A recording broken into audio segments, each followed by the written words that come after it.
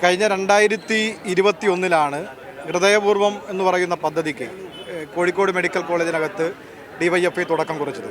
അപ്പോൾ അതിൻ്റെ ഭാഗമായി 4 വർഷക്കാലം ഇപ്പോൾ പിന്നിടാൻ വേണ്ടി പോവുകയാണ്. ഈ 4 വർഷത്തിൻ്റെ കാലയളവിൽ ഇപ്പോൾ ലക്ഷക്കണക്കിന് പൊതിച്ചോറുകളാണ്, സ്നേഹപ്പൊതികളാണ് വീടുകളിൽ നിന്ന് അമ്മമാർ പൊതിഞ്ഞു തന്നിട്ടുള്ളത്.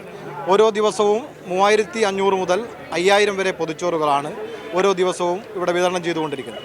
അതോടൊപ്പം തന്നെ DYFI കഴിഞ്ഞ 6 വർഷക്കാലമായി നടത്തുന്ന ഒരു വിപുലമായ ക്യാമ്പയിനാണ് സ്നേഹധമനി എന്ന് പറയുന്ന ക്യാമ്പയിൻ. ആ ക്യാമ്പയിൻ്റെ ഭാഗമായി ഇവിടെ ബ്ലഡ് ബാങ്കിലേക്ക് ഓരോ ദിവസവും മേഖല കേന്ദ്രീകരിച്ചുകൊണ്ട് 15 വളണ്ടിയർമാർ ഓരോ ദിവസവും രക്തം ദാനം ചെയ്യുന്നുണ്ട്.